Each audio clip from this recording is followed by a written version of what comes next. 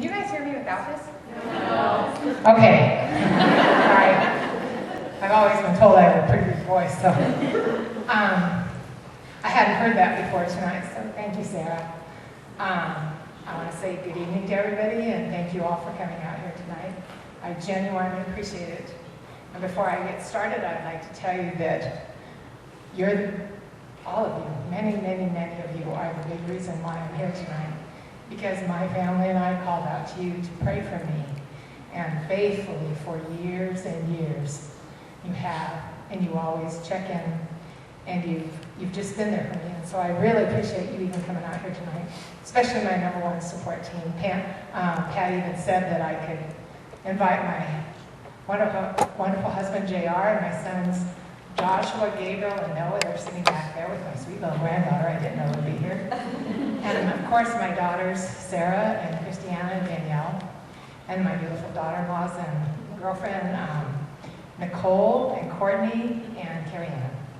I love these guys. They've been there 1,000% for me, as you have been. And I am so very blessed, and you will never know how much courage and strength your little notes and your words of kindness and all your prayers have given to me. Anyway, so, you ever been scared, like really scared or terrified, whether it's something really huge or even just something that's just out of your comfort zone where like it wakes you in the night or it's on your mind through the daytime? Well, I've had a lot of these kind of challenges in my life. The most recent one was getting up here tonight. And this is not my comfort zone. I'm not very familiar with doing this. And anyway, so you know what? I did what I always do.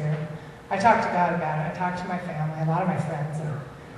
And you know, they give me words of wisdom and advice. And I looked on the computer to find out, what do you do when you talk to a whole crowd of people? And anyway, I found the easiest way whenever I'm dealing with challenges in my life is baby steps. And my daughter and I really tried to get a picture of my sweet little granddaughter Annabelle, who's now 13 months old, but on Halloween she was at Grammy's house and she took her first steps. And it was so awesome, and I wanted to just show it to you because that's how I get through these challenges, as little tiny baby steps. And just like when Annabelle took her first step and then she'd fall, and then she'd get back up and she'd try again, and we're holding her hands out saying, come on, you can do it. She'd just sit there, or she'd get up and she'd try because she wanted to please us. Well, that's how I picture Jesus. That's how I picture him when I'm going through these challenges. He's saying, come on, Diane, come on, you can do it, come on. And you know when I fall, he's right there and he picks me up. He always does. And you know, I pictured him with outstretched hands, just saying, come to me, because my favorite verse is Isaiah 41:10. And that verse says, fear not, for I am with you. Be not dismayed, for I am your God. I will strengthen you. Yes, I will help you. I will uphold you with my righteous right hand. And that's been my motto to get through many, many, many, many challenges in my lifetime. I'm going to share with you some of the more major challenges that I've had over the last 12 years. In the year 2000, I was diagnosed with breast cancer, stage 1. And I ended up having 2 mastectomies, and they didn't get it all the first time, so they went back in again. And then I did 6 weeks of radiation. And then I thought I'd probably have this licked because I thought for 8 years I was cancer-free. But before I jump ahead to that, I want to tell you some of the things that happened in between that, during that 8-year period. 2 of my sons joined the Marines, and they did many tours, but 3 of them were to Iraq. And to a mom sending her precious children to Iraq to fight in a war was very frightening to me. Of the 3 tours, the worst was the very first one to me because there wasn't any communication set up. The war hadn't started yet. He was over there, and the communication was almost 0. And I remember he was stationed just south of the Iraqi border, and 1 week before the war began, I received a letter from him, and he said, said, "Mom, I drive a 7.5-ton truck loaded with 30,000 pounds of ammo and explosives, and I pulled the water tank behind me." And we didn't know it wouldn't be an air war, and so this mom was terrified. And I just thought, that's going to be who they're going to take out first, was my son. And at that time, I wasn't a person who watched TV very much, but I was glued to the television, and I just was consumed. And I would look for any kind of glimpse of anything, of somebody I knew over there, especially my son. And it just came over me, and I was even staying up at night watching the news just to get a glimpse. And I was here at church one Sunday morning, and they made an altar call, and they said, "Anybody who would like us to pray for you, please come forward." And so I went forward, and as they were praying, I just laid it at the foot of Jesus, because it's much bigger than I am. I can't protect my son over in Iraq from all the horrible things that could happen to him. And you know what? I just asked God, will you please just give me a sign that he's going to be okay? And I felt relief, and I went home, and I was in the dining room, and one of the kids said, "Mom, come in here to the living room." And they go, "Look." And on the evening news with Tom Brokaw, they started a segment called, they would give you a description of what's going on in the different parts, and they started one on the border just south of Iraq. And there on my television, the kids froze the picture, and I swear to you, it looked exactly like my son Gabriel. And I just, every single one of us thought it was him. And I took that as a sign from God that he's going to be okay. And I just knew that I was going to be able to get through this.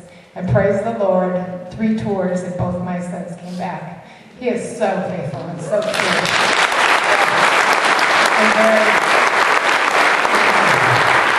I'm very, very proud of my boys. I'm proud of all my kids. During this 8-year period of time, I'm just going to briefly touch on these, and then I'm going to kind of elaborate on this past year, because it's been my biggest challenge. But during that 8-year period, I lost my mother-in-law. Well, first my father-in-law, then my mother-in-law, and then my mom, and then my oldest brother, and then my youngest brother. Well, he's 1 year older than me, but we felt like we were twins, and it was very difficult, very, very challenging times. But you know what? Always, I would turn to God, because he's been my strength, and I always relied on that verse that I just said to you a little bit ago. And we got through it. And then in the year of 2008, I was standing in my daughter Sarah's office, and I just put my hand on my chest, and I felt a very large lump, a big one, and it scared me. I was so frightened. And of course, I went to the doctor, and I had it examined, and they determined I needed a mastectomy. And they did so, and they sent the tumor out to be examined, and they determined that it had been growing in there for 5 to 10 years. And they determined that it was stage 4 breast cancer. And my doctor explained to me that it was breast cancer on the bone, and it was all down my spine, and greatly in my pelvis and in both hips. And I was scared. I was really scared. I thought, how do I do this, Lord? I don't know how I'm going to get through this. I have a family that I love and I cherish. But you know what? Once again, my wonderful family just surrounded me with love and prayers, and they reached out to every one of you. And I need to tell you, that's what got me through that. And I at the second treatment, I lost all my hair, which was a very huge thing the first time around. And I hated it. But more than that, my body was covered with a rash, and it just itched everywhere. And my doctor determined that it was, I was allergic to the chemo, so I had to stop. But I didn't want to do any more chemo. I just felt it was very bad, and I didn't want to put that poison in my body.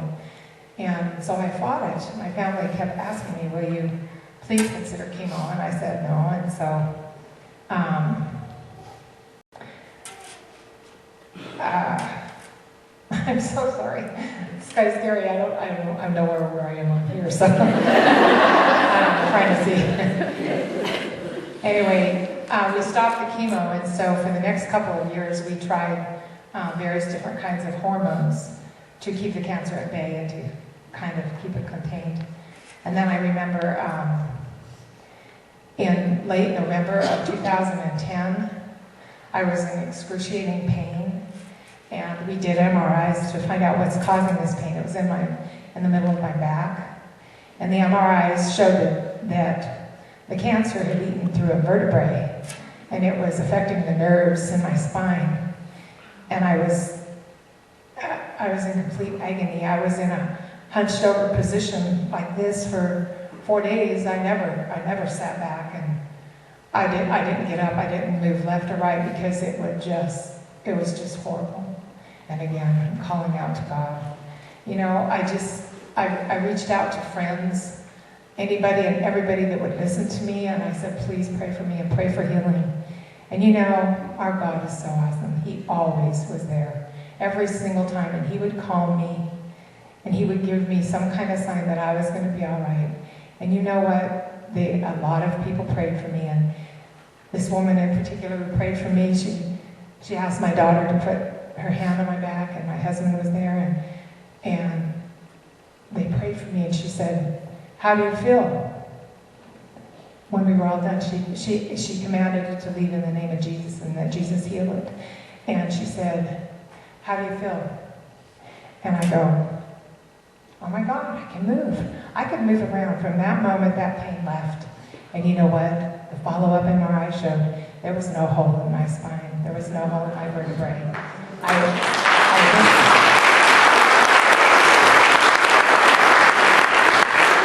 I've always believed in miracles, but I've never, ever expected one to happen to me.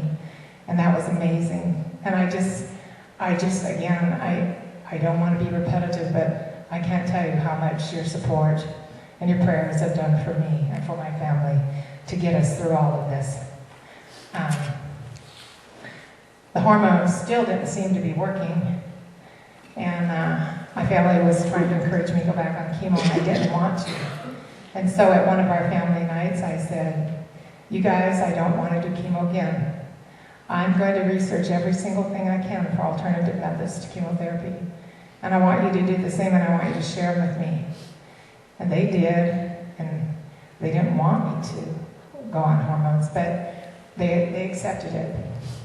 And so after a lot of research, I decided to try the holistic approach, which is with your diet and with vitamins.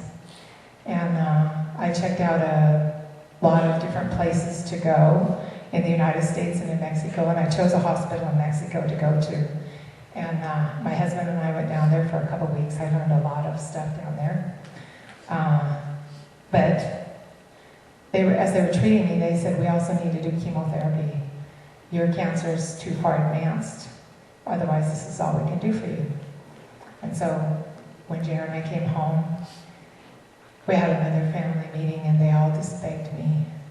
And they reached out to you to please help me decide to do chemo. And God prompted my heart, and I accepted it, and I said, yes, I will. I'll try it again. So I went back to my wonderful Dr. Pierce, and he accepted me back with not ever making me feel bad at all. But I was too far gone for this holistic approach to be successful. And so he treated me that day, that very day that I was in there, because I was very, very sick. And the next week I went in there for a follow-up, and he told JR that if I hadn't started that day, I wouldn't be here today. So that was the first time when I almost didn't make it. But I remained on this chemo for a while, but my cancer continued growing. And so they gave me 10 very strong treatments of radiation. But my lungs were filled with cancer, and they filled with fluid very rapidly. And it was extremely frightening to not be able to get your breath. I remember I had to sit upright straight just so I could get enough air, because I couldn't sit back because I thought I would drown. So I ended up on oxygen, and I ended up in the upright sitting position to sit and to sleep for more than 7 months. And that was horrible. My poor little tush hurt like you wouldn't believe. To just always be in this position, it was just horrible to never be able to lay back. But it was very real that if I did, I would drown in my own fluids in my lungs. After they had drained them many times, it got to the point where they had done it 11 times in 14 days. That's trips to the emergency room in the hospital 11 times in 14 days to drain my lungs. So they decided that they were going to put one pleural catheter in each side. And then they taught my daughter, Christiana, how to drain them every day. And she would take off the average of 700 to 1,000 milliliters a day off of one lung. And it was an exceedingly challenging time in my life. I was in a wheelchair. I know for a while I was bedridden for a long period of time, I was really getting desperate. And I told JR one night, I said, you know what, I don't want to live if it's going to be like this. And I wasn't giving up. It was just so horrible for everyone, watching all my friends and my family, seeing what they're going through, and I just wanted it to either stop or to get better. And again, we reached out to you, and then again, you faithful, wonderful people prayed for me. I just didn't want to continue living in a wheelchair and in bed, and everybody weighed on me 100 foot because I couldn't even walk down the hall to get to the chair by myself. I wasn't afraid to die, and I was just deeply, deeply desiring to continue to be with my family and to raise my children and my grandchildren, to be there for them. The chemo that I was on, it just didn't seem to be working. And I just continued getting worse. And Dr. Pierce told Diane and I when I was in there, Diane, you're on death's doorstep. We need to change this chemo. And praise the Lord, that's the one that worked. The following week he told me, Diane, you're like Lazarus. You keep coming back from the dead. And I just rejoiced. And you know, I was armed with God and all of your prayers, and I felt like I can conquer anything. And so I really, really prayed about it. And one by one, I wanted to eliminate all these things that was keeping my life alive. I was going to say comfortable, but I can't really describe that as comfortable. So the first thing I decided to get rid of was my wheelchair. So I graduated to a walker that has a seat in it so I could sit down when I got tired. And all the time packing around this long 50-foot cord, you know. And then they gave me some portable oxygen, and I thought I was pretty good. And I remember one day JR took me to Safeway, just so I could get out of the house, because I only went to the doctor. It was the only place I ever went. And I told him, I don't want you to go in there. I want to go in, and I don't want to use my walker, because we were parked right across from where they keep the carts. And so I walk over there, and I get this cart, and I go in the store, and I'm walking down Safeway, down the produce aisle. And I got to the back, and I was worn out, and I thought, oh Lord, what am I going to do? I didn't know what to do, and I didn't have my cell phone with me or anything, because I wasn't talking on my cell phone. I wasn't talking to anybody on the phone, and I just shot up these arrow prayers that I say every day, constantly. And I said, you're going to have to help me, Lord. I don't know how I'm going to do this. And so he did, and I leaned on the cart, and I got around Safeway, and I got to the checkout, and a friend there, Linda, says, oh my God, Diane, you're here by yourself. Nobody's with you. And it was amazing, because I hadn't done that in months and months and months, and it was huge.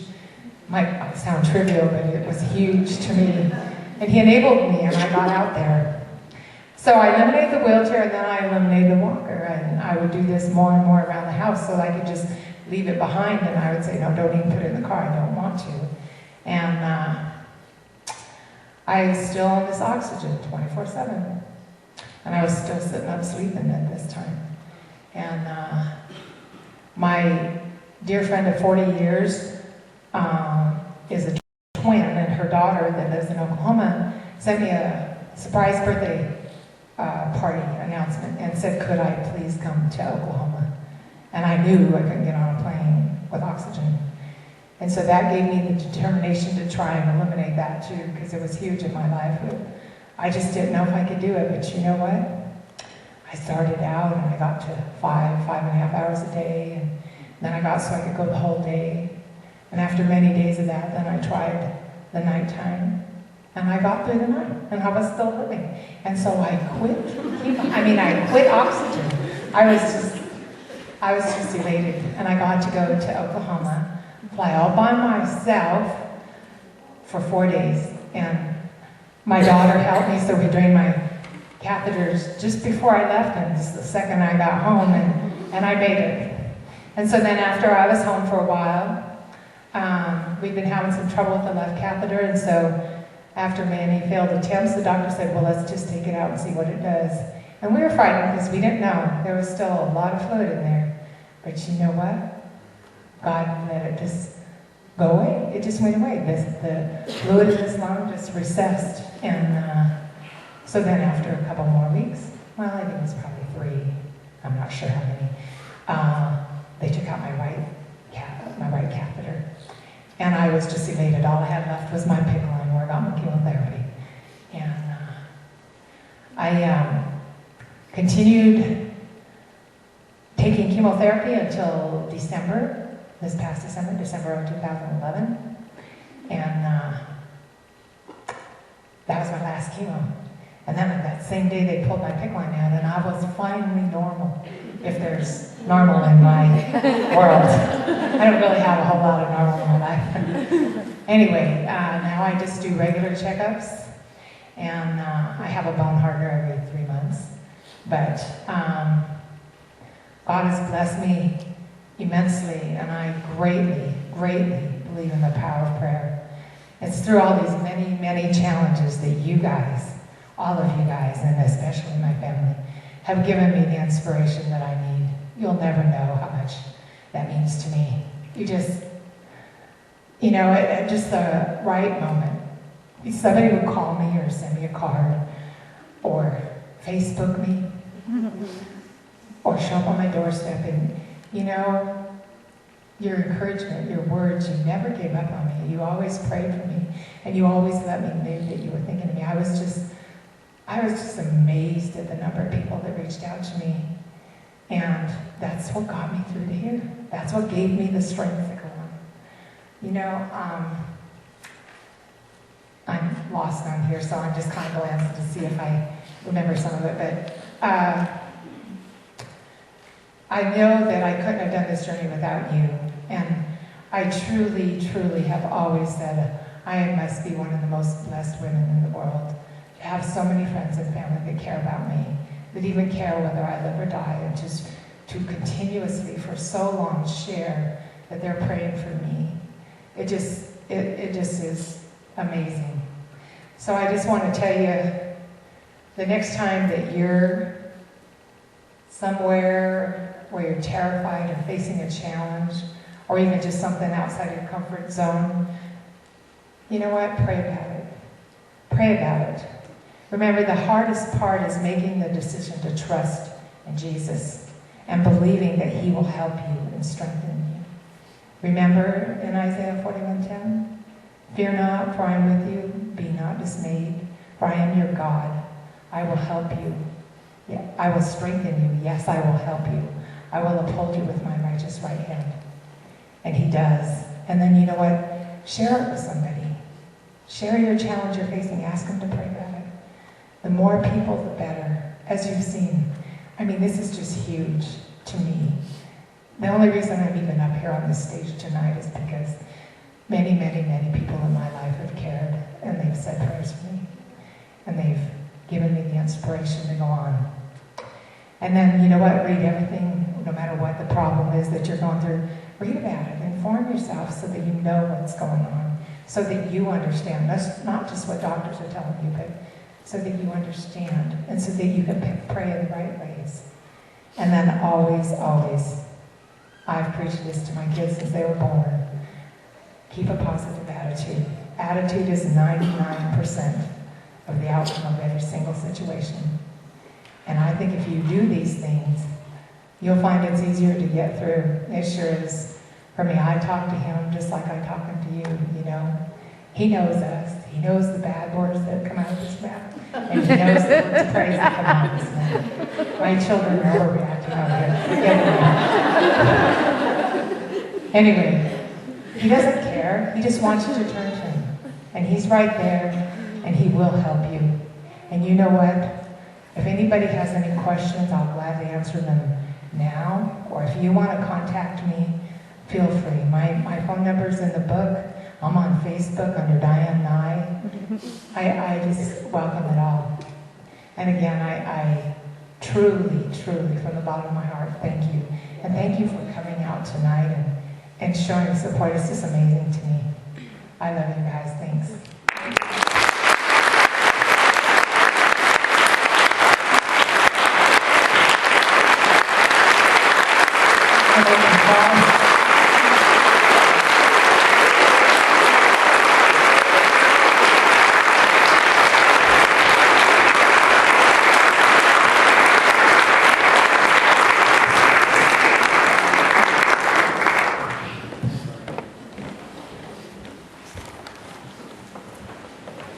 What an amazing testimony, huh?